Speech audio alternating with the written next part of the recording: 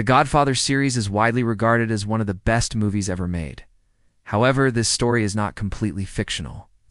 The film is based on the real-life Italian Mafia. Now, this crime syndicate still exists today. But what happens when two mafia families collide? This is Mafia, where two of the most powerful crime families in New York come into conflict after an ambitious young man seeks revenge for his father who was murdered. But is he a hero or just another gangster? Let's find out. The film opens with a flashback to 1945, when two rival mafia families meet up at a local bar. The meeting is arranged by a police captain named Hannah, who is working undercover. He wants to make a drug deal between the two families so that they will eventually destroy each other. His plan works, and a huge gang war breaks out. Eventually, only one family remains, led by the ruthless Don Vito Corleone. Fast forward to 1958, and we see that Vito has now become a powerful senator. Meanwhile, his youngest son, Michael, is studying at university. Michael isn't interested in joining the family business. But when his older brother, Sonny, gets into a massive fight with a member of a rival family, things take a dark turn. The rival's father, Virgil Salazzo, is a small-time drug dealer who wants to expand his empire. To do this, he needs the permission of the Corleone family, but Vito refuses his request. In response, Salazzo has Vito's other son, Frito, kidnapped and brainwashed into becoming a traitor. Salazzo then approaches Vito and offers him a deal. He will release Frito if Vito allows him to sell drugs in the territory controlled by the Corleones. Of course, Vito refuses. So while Salazzo waits for Frito to betray his father, he sends some assassins to kill him. Although Vito survives, his health begins to deteriorate. And because of this, Michael must return home from university to help run the family business. Michael, who is trained by the military, is much more ruthless than his brothers. After hearing about Salazzo's offer, Michael decides to take matters into his own hands. He goes to Salazzo's house and shoots him in front of his own father. This act of violence causes a new gang war to break out. And because of this, Michael must flee to Sicily to avoid being killed. There he meets a beautiful woman named Apollonia and her father, Don Tomasino, who is a local mafia boss. Apollonia and Michael fall in love and decide to get married. But sadly, Apollonia is killed in a car bomb set off by Michael's brother, Frito. Back in New York, Sonny has now taken over the family business, but his lack of intelligence and power soon causes the family to lose territory and money.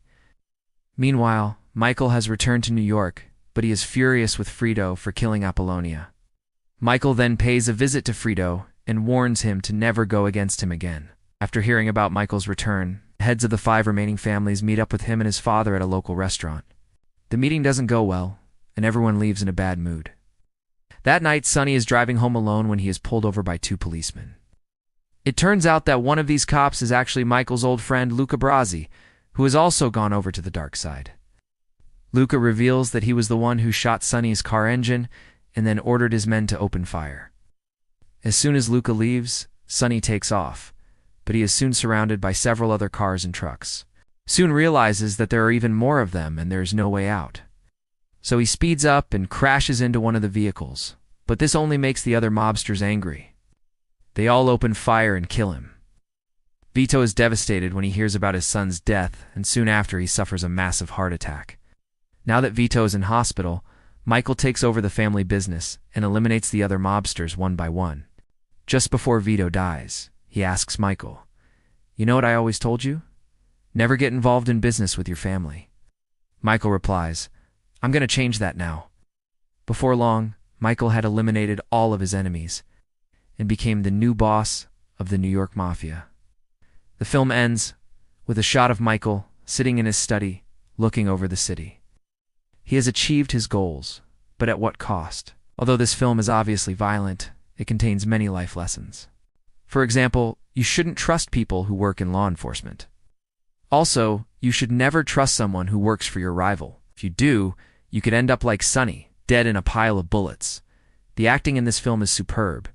Marlon Brando is phenomenal as the ruthless, yet charming Vito Corleone. Al Pacino is also great as the intelligent and ambitious Michael Corleone. Together, these 2 actors make one of the greatest father and son duos in movie history. The supporting cast is also excellent, especially James Caan, as the hot-headed Sonny Corleone and Robert Duvall as the loyal Tom Hagen. The story is very well written and keeps you engaged throughout. You have a clear understanding of who the good guys and bad guys are, and the plot moves along at a steady pace. However, I would say that the third film in the series is the best. This is because Michael is forced to face the consequences of his actions, and he has nowhere left to hide. As for the action scenes, they are intense and well choreographed. The gunfights feel realistic, and you really feel the danger that the characters are in. Also, the film does a great job of building suspense. You can feel the tension rise as the camera focuses on certain details, such as a ticking clock or a hand reaching for a gun. Overall, the action scenes are exciting and satisfying. However, one thing that could have been better is the character development. Some of the characters felt underdeveloped, such as Frito, who seemed to be a bit of a coward. Also, there were a few plot holes that could have been explained better. For example, why didn't the police arrest Michael after he shot Solace? Overall, though, this is a minor complaint in an otherwise excellent film. If you want to watch something that is more entertaining than Squid Game, then definitely watch this film. You won't regret it. But what's your favorite scene from the movie? And which character do you think is the most powerful? Tell me in the comments below. Now let's look at some interesting facts about this film. The role of Vito Corleone was originally offered to another actor, but he turned it down because he didn't like the script. If he had accepted, the film would have been much different and possibly not as good. Also, the character of Michael Corleone was originally supposed to be much older. However, the producers thought that Al Pacino was too young to play the role. Luckily, they were wrong, as this made Michael seem like a tragic hero. Also, there were many real-life gangsters who acted as consultants for the film. They helped the crew to make sure that everything looked and felt authentic.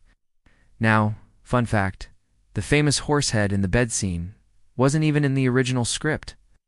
Instead, it was added by the director to make the film more shocking and memorable. He wanted to make audiences feel uncomfortable, and he definitely succeeded. Now, if you want to watch this film, it is available on a streaming service. Click the link in the description to watch right now. If you enjoyed this video, check out the series. Next, I will see you there. Bye.